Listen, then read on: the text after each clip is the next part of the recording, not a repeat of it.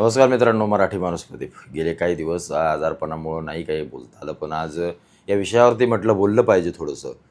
कालचा विषय म्हणजे आपल्या त्या अशोक खरात या सगळ्या त्या भोंदूबाबाचा आणि त्या सगळ्या प्रकरणामध्ये जेवढे जेवढे फोटो समोर आले आणि मी तेवढे फोटो पाहिले ना, मी खरोखर स्वतः शॉक झालो, की हे राजकारणी लोक म्हणजे सगळेच राजकारणी लोक हे कशा प्रकारे या लोकांना जोडले जातात आणि हे स्वतः किती भक्त असतात किंवा अंधविश्वास ठेवणारे असतात या सगळ्या गोष्टींवरती. त्या कालच्या या प्रकरणाने हे सगळं सिद्ध झालं आहे. अनेकांचे फोटो सापडले, अनेक मोठ्या मोठ्या लोकांचे फोटो आता त्याच्यामध्ये ते चिटकवले गेलेत AI ने, की कसे काय खरं आहे या सगळ्या गोष्टी बाजूला सोडा, कारण त्यात आपण सांगू शकत नाही. पण जेवढेही सोशल मीडियावरती फोटो फिरतायत ते सगळे फोटो पाहिल्यानंतर आपल्याला समजतं की हे राजकारणी काय लेवलचे आहेत. गेल्या 8-9 दिवस मला बोलता येत नाही आहे पूर्णपणे खोकल्यामुळं, त्याच्यामुळं मी बोललो देखील नाही आहे. पण हा विषय महत्त्वाचा वाटला म्हणून थोडंसं कधी आधीमध्ये खोकला येईल, मला थोडंसं समजून घ्या. हा अशोक खरात नावाचा हा जो कोणी भडवा माणूस आहे, हा आपला एक ऑफिसर आहे, एक नेव्ही ऑफिसर आहे, रिटायर्ड झालेला. आणि तो यानंतर या सगळ्या गोष्टींमध्ये उतरला. मग त्याने एक गोष्ट लक्षात घ्या, हा ऑफिसर असेल तेव्हा याचे बऱ्यापैकी संबंध सगळ्या लोकांशी आलेले असतात. ही लोकं बरोबर या लोकांना पकडतात. ते झाल्यानंतर त्यानं या क्षेत्रामध्ये जेव्हा तो उतरला असेल तेव्हा त्याने या राजकारण्यांना हळूहळू हाताशी धरला असेल. त्याच्यानंतर तो सगळ्या त्या तुमचं भविष्य सांगा आणि हे सांगा आणि ते सांगा. ते आजकाल त्या अनेक ठिकाणी तुम्ही पाहत असाल, हे राजकारणी, ही मोठी मोठी लोकं मग घराची वास्तू जिथे वास्तू काय ते तुमचे सगळ्या गोष्टी ते बघत बसतात. या सगळ्या लोकांकडे भविष्यवाणी बघत बसतात, जरतरच्या गोष्टी बोलत बसतात राजकारणावरती. त्याच्यामुळे ही सगळी मोठी लोकं अशा लोकांशी जोडलेली असतात. हा अशोक खरात याने जे काही केलं आहे ना, ही छोटी गोष्ट नाही आहे, छोटी गोष्ट नाही आहे. जेव्हा हे राजकारणी अशा लोकांना जवळ करतात आणि या राजकारण्यांना कुठे ना कुठेतरी डोळ्या अंधारामध्ये ठेवून ही लोकं अशा प्रकारची कृत्य करतात, तेव्हा कुठेतरी आपल्याला वाटतं की हे राजकारणी हे कोणत्याही लोकांना मोठं करतायत का? कोणत्याही लोकांना, कोणाच्याही डोक्यावर हात ठेवायचा आणि काही करायचं. त्या अशोक खरातच्या सोबत रुपाली चाकरकरांचे जे काही फोटो बाहेर आले, त्या महिलेचे जे काही घाणेरडे विवस्त्र आणि त्या नको तसले व्हिडिओ तुम्ही पाहिले असतील त्या CCTVचे, सगळ्या सोशल मीडियावरती फिरतायत अगदी. बाहेर म्हणजे एक गोष्ट लक्षात घ्या, त्या ऑफिसच्या बाहेर काही लोक बसलेत आणि हा नालायक आणि ती बाई त्या ऑफिसमध्ये असल्या काही गोष्टी करते. हे सगळं त्या स्त्रियांना देखील समजत नाही आहे की आपण नक्की करतोय काय. भोंदूगिरी म्हणजे काय, आपलं भविष्य काय हे करून, म्हणजे त्या बायाही तसल्याच, त्याच्यासोबत या गोष्टी करणाऱ्या त्या स्त्रिया देखील तसल्याच ज्या सगळ्या गोष्टींवरती विश्वास ठेवतायत. रुपाली चाकणकर तर छत्री काय धरतायत, छत्री काढतानाचे फोटो काय, पाय काय धुतायत आणि नंतर सांगतायत की आम्ही त्यांना गुरु मानतो म्हणून. एका भाषणामध्ये सांगतायत की मुलींच्या हातामध्ये या असली अंधश्रद्धाने या गोष्टी ठेवण्यापेक्षा संविधान द्या, संविधानाने मुली पुढं जातील. मग तू बाई संविधान का नाही घेतलंस? आज तुम्हाला समजतंय की आम्ही आज तशा नाही आहोत, आम्ही तसल्या घाणेरडे प्रकार करणारे नाही आहोत.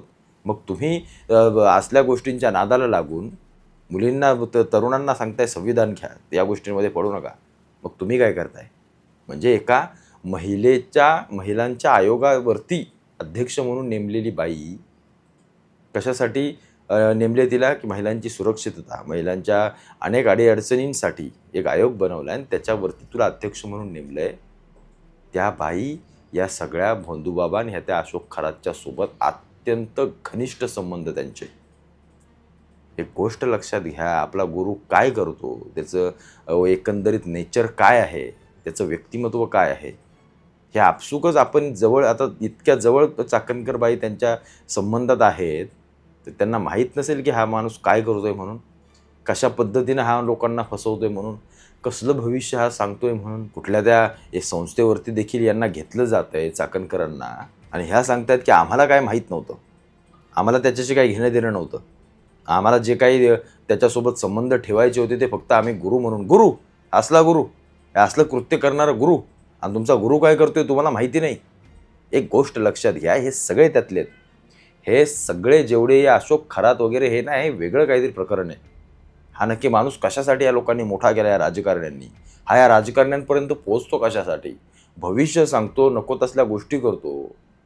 म्हणजे हे भविष्य हे असले राजकारणी आपण नेमून दिलेत. या असल्या फालतू फडतूस लिंक पिसाट सगळी ही घाणेरडी लोक यांच्यासोबत फिरणाऱ्या या असल्या राजकारण्यांना आपण निवडून दिले, या असल्या आमच्या महिला अध्यक्षा आयोगाच्या, म्हणजे उद्या बलात्कार झाल्यानंतर यांच्याकडे धाव घ्यायची होती आपल्याला. म्हणजे या स्वतः का कुठल्या व्यक्तींसोबत फिरतायत यांनाच माहिती नाही. गुरु म्हणे आम्ही गुरु, पाय धुतायत, त्याचे पाय धुतायत. लाजा वाटल्या पाहिजेत आपल्याला, लाजा. चाकणकर मॅडमला लाज वाटली पाहिजे थोडीशी. राजीनामा दिल्यानंतर तुम्ही सांगताय की हे माझे फोटो असे चिटकवले तसेच. अरे ते सोड, संबंध तर होता ना. ते फोटो बेटोचं सोडून द्या, ते कोणी एडिट केले, काय केले, कुठे सोशल मीडियावरती आले, त्याच्याशी आम्हाला घेणं देणं नाही आहे. पण संबंध तर तुमचा होता ना. संबंध होता याचा अर्थ तुम्ही दोषी आहात. आणि संबंध असा तसा नाही, तुम्ही पाय अगदी पाण्याने धुताय काय, छत्र्या काय पकडताय, अगदी जवळीक काय तुमची एवढी गुरूंशी तुमच्या, त्याच्यावर सगळं समजतं या प्रकरणाशी की तुम्ही किती दोषी आहात ते. याच्या पुढे राजकारणामध्ये चाकणकर बाईंना घेऊच नये, कधीच घेऊ नये. असली घाणेरडी लोक, स्त्रियांवरती अन्याय अत्याचार केले जातात, फसवून केले जातात, ही भोंदूगिरी. आणि त्याला खतपाणी घालणारे जर आपण बसवलेले राजकारणी असतील तर आपण काय दर्जाचं मतदान करतोय, कुठल्या झोपेत आहोत त्याचा जरा विचार केला पाहिजे. पोलिसांनी या सगळ्यांची चौकशी केली पाहिजे, सगळ्यांची. हे आता राजकीय नेते आहेत म्हणून मोठ्या लेवलवरती सगळं मॅनेज करतील. हे सगळे जेवढे फोटो दिसत आहेत ना, हे राजकारणी त्या अशोक खरातभर, हे सगळे सुटतील. यातला कोण राहणार नाही आहे. ते कसं काय प्रकरण दाखवायचं, मी कशी निर्दोष आहे, मी कसा निर्दोष आहे, हे सगळं दाखवून ते बरोबर सगळं षडयंत्र करतील आणि आपल्याला दाखवतील की याच्यामध्ये कोणी नाही आहे. ते अगदी कोर्टा बिरटाला पण हातात घ्यायला बसलेत. पण हे सगळे याच्यात आहेत, असणार. कारण यांनी त्या भडव्याला मोठा केला आहे. तो काय करतो हे यांना माहिती नाही. असं कसं काय होऊ शकतं? एवढी लोक जर तो फसवू शकतो, एवढ्या स्त्रियांवरती जर अन्याय अत्याचार करू शकतो, त्या व्यक्तीचं व्यक्तिमत्व. अरे आपण 10 दिवस एखाद्या व्यक्तीसोबत राहिलो तर आपल्याला समजतं हा व्यक्ती कसा आहे, समजतं की नाही. मग तुम्ही गुरु मानता, एवढी घनिष्ठ संबंध तुम्ही ठेवता आणि तुम्हाला तो व्यक्ती काय करतोय माहीत नाही. काय मूर्ख समजता लोकांना, काय बोलतो आपण याचं भान नाही आहे आपल्याला. त्याच्यामुळे या प्रकरणाची सखोल चौकशी झाली पाहिजे. या खरातला भडव्याला कशाला भविष्यवाणी सांगायची गरज पडली, का पडली, याचं जरा एक कुठे ना कुठेतरी सगळ्या गोष्टी बाहेर निघाल्या पाहिजेत. हा कसा काय एवढ्या राजकारण्यांसोबत पोचला, कसा काय त्यांच्यासोबत बसतो, उठतो, फोटो काढतो, काय काय करतो, याला पोचवणारं तिथपर्यंत कोणीतरी मोठं करणार आहे. या असल्या लोकांच्या डोक्यावरती हात ठेवणारं कोणीतरी आहे. त्याच्यावर यांची भविष्यवाणी अशी बाहेर निघणार नाही. त्यामुळे रुपाली चाकणकर ज्या पद्धतीनं फोकसमध्ये आले त्या सगळ्या प्रकरणामध्ये, ते खरंच चिंताजनक आहे. म्हणजे महिला आयोगाच्या अध्यक्षा महिलांवरती अन्याय अत्याचार करणाऱ्या, आणि हे सगळं जगासमोर आलं की खोटं नाही आहे, माणसाला गुरु मानतात. याच्यासारखी शॉकिंग गोष्टच नाही कुठली.